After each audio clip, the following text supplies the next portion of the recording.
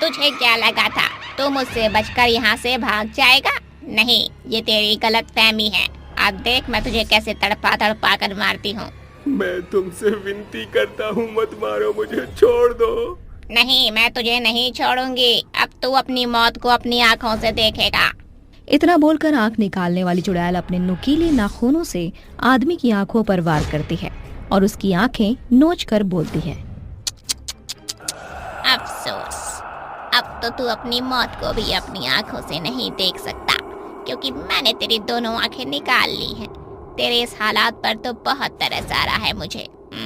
तुझ पर वाकई तरस आ रहा है। मैं तुम्हारे आगे हाथ जोड़ता हूँ, मत करो मेरे साथ ऐसा। मुझे बहुत दर्द हो रहा है, जाने दो मुझे यहाँ से। अच्छा, तो तुझे दर्द हो रहा है? रुक, मैं तुझे अभी और इसी वक्त इस दर्द से रिहा करती हूँ। इतना बोलते ही आंख निकालने वाली चुड़ैल उस आदमी की मुंडी अपने दोनों हाथ से पकड़कर उखाड़ देती है और उसे जान से मार कर बोलती है, अब तक तो मैंने 49 लोगों को मौत के घाट उतार दिया है। अब मेरा 50वां शिकार कौन होगा? जिसके बाद आंख निकालने वाली चुड़ैल नाचते हुए अपनी खुशी का जश्न मना ही रही होती है कि तभी वहाँ से मनोहर और रमन बात करते हुए जा रहे होते हैं। और मनोहर बोलता है, हमें रात के समय इस जंगल के रास्ते से घर नहीं जाना चाहिए।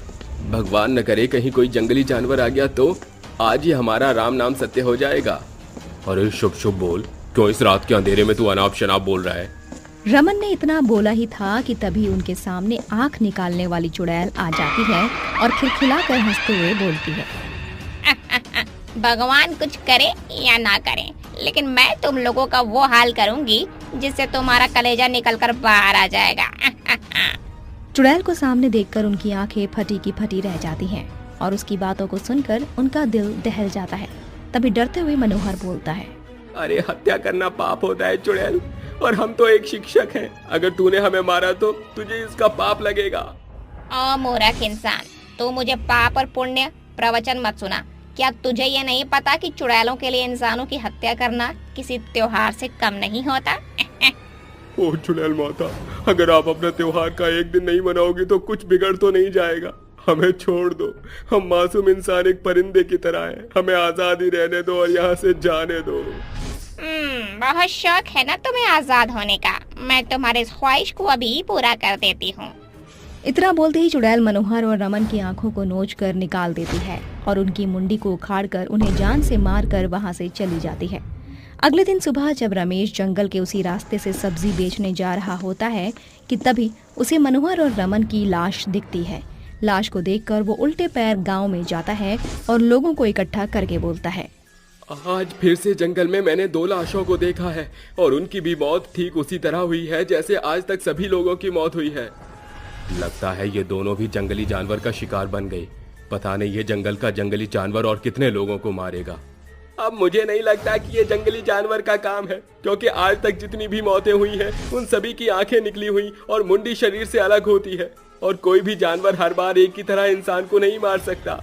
मुझे ये काम किसी चुड़ैल का लग रहा है। चुड़ैल का नाम सुनते ही वहाँ खड़े सभी लोग डर जाते हैं।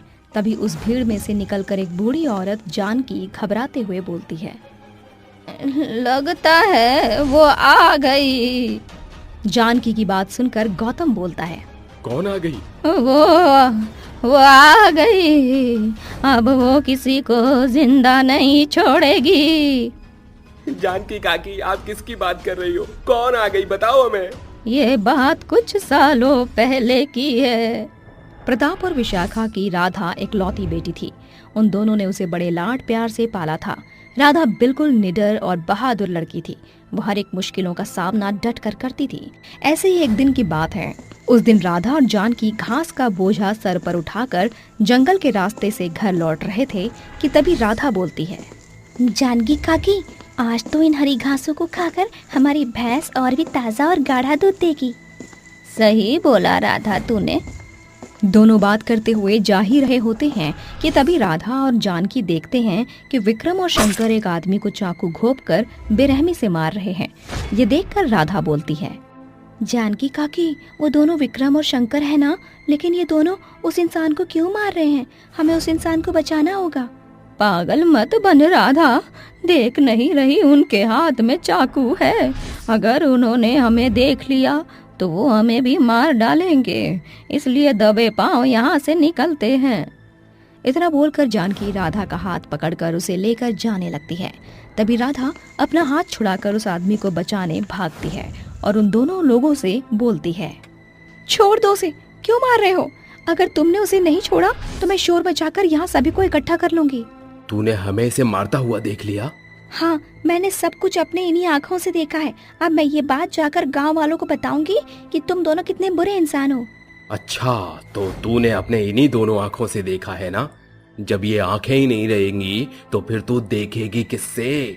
इतना बोलते ही विक्रम चाकू से राधा की दोनों आँखों को निकालकर उसे अंधा बना देता है और राधा बोलती है, तुम लोगों ने मेरी आंखें छीनी, लेकिन फिर भी मैं तुम्हारा सच गांव वालों को बता कर रहूंगी। तो फिर तू ऐसे नहीं मानेगी। वो कहावत सही कही है किसी ने, रस्सी जल गई लेकिन बल नहीं गया। वही हाल तेरा है।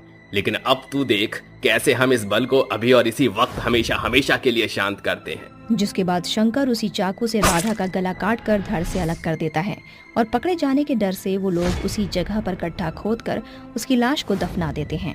काश कि मैंने उसी वक्त हिम्मत करके राधा का साथ दिया होता, तो आज यूं इस तरह हमारे गांव में मौत का तांडव नहीं हो रहा होता। जानकी बोल ही रही होती है कि तभी आंख निकालने वाली चुड़ैल वहां पर आकर हंसते हुए बोलती है,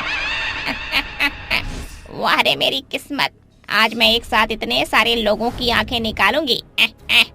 चुड़ैल को देखकर सभी लोग अपनी आंख और जान बचाने के लिए भागने लगते हैं और भागते हुए बोलते हैं, भागो यहाँ से भागो, आंख निकालने वाली चुड़ैल आ गई है।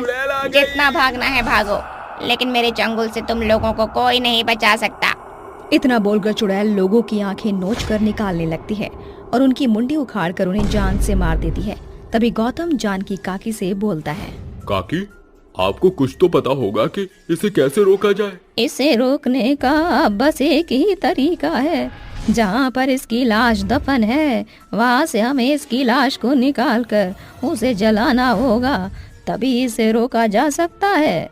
अगर ऐसा है तो आप मुझे उस जगह पर ले चलिए, क्योंकि मैं उस चुड़ैल की लाश को जलाकर उसे मुक्ति दिलाना चाहता हूँ। तो फिर जल्दी मेरे पीछे आओ। जिसके बाद जानकी और गौतम उसी स्थान पर पहुंचते हैं जहां राधा की लाश दफन होती है और गौतम उसकी लाश को निकालकर जलाने वाला ही होता है कि तभी वहां पर चुड़ैल आकर बोलती है, छोड़ दे मेरी लाश को, अभी मेरा इंतकाम पूरा नहीं हुआ है और जब तक मेरा इंतकाम पूरा नहीं होगा मैं यहाँ से नहीं जाऊंगी। कैसा इंतकाम? तुम्हें उन दोनों ने मारा था और उन्हें मारकर तुमने अपना इंतकाम पूरा कर लिया, तो फिर तुम बेगुनाह लोगों को क्यों मार रही हो? मेरा मन, मैं जिसे चाहूँ उसे मारूंगी। तू कौन होता है मुझे रोकने वाला? अभी बताता हूँ तुझे कि मैं कौन हूँ और कैसे तुझे रोकता हूँ। इतना बोलते ही गौतम माचिस जलाकर लाश पर फेंक देता है और लाश के जलते ही चुड़ैल भी जलकर राख हो जाती है।